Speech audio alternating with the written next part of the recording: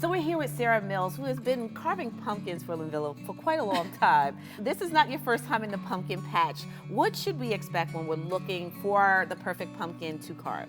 The most important thing to think about when you're picking a pumpkin is, what do you like?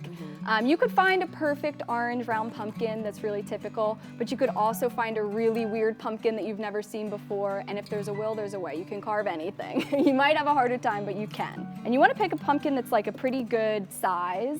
You want to have a lot of surface area to work with when you're carving. Really just a pumpkin that you like. And then you're going to start with your knife.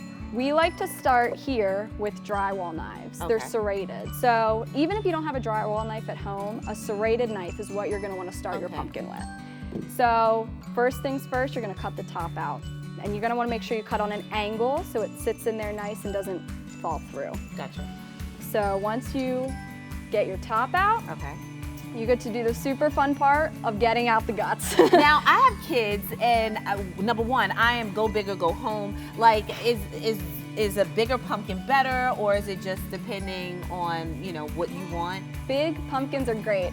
People love them, and it's gonna be easy. You don't wanna pick a small pumpkin. That's what you're gonna wanna steer away from. But the small pumpkins are good for like the kids, right? Because they can like still draw on those and make... Painting pumpkins is a great alternative if you have little guys who can't use knives. Exactly. If you like the pumpkin, you can't go wrong. So now it's okay for the kids to get their hands in there, get dirty, and rip gosh, out all the stuff Come inside. in here and save all of this, because Okay. you're gonna go home and you're gonna roast it afterwards. Oh, so it's gonna, the activity is gonna keep going. Okay, okay. So we're just gonna take all of this out. Get and then, it all out. Once it's nice and clean, what do we do?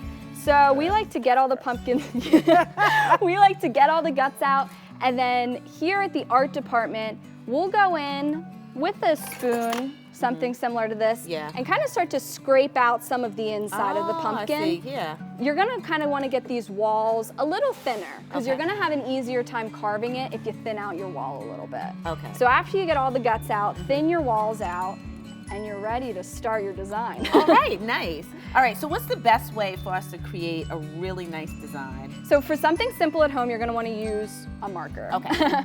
Draw your design out. Now think about, you're gonna carve in the negative space of your design. Okay. So you don't wanna do something that has little dots floating in the middle, because they're gonna fall out. Okay. So you're gonna wanna do something that you can easily kind of get your knife in and carve, and think about the corners that you're gonna have to cut in. All right, so I have my design all drawn. How's that look? Gorgeous. Okay. All right, so what's next? So next you're gonna take your serrated knife, and you're gonna start carving. Okay, I'm just gonna like... Yeah. Watch your fingers. Proceed with caution. All right. But that serrated knife, it should give you an easy time kind of cutting out. All right, so after I get everything cut out, what's next? So you're gonna carve till your heart's content. Okay. And then what happens? And then you're gonna get a candle, electric or real, whatever you prefer, and put it outside for your neighborhood to enjoy. Nice. So how long should I keep it outside my house? Because sometimes you see them, they start to look really nasty. So I guess that depends on your personal preference. I kind of like when they start to decay, they start to look really pretty, and then as the season goes on, they get grosser, spookier, wonkier. That's kind of fun. That's a good thing with you. I see where she's going. Yeah, we kind of like that over here. Now, if you want your pumpkin to stay nice until it starts to rot, and then you can just toss it or compost it, whatever you're gonna do. Sounds good. All right, well, I think I can complete the rest of this. Thank you so much, Sarah, for all your help. Yeah. Hi, I'm Shirley. And I'm Regina Mitchell. For more videos like this, subscribe to WHYY.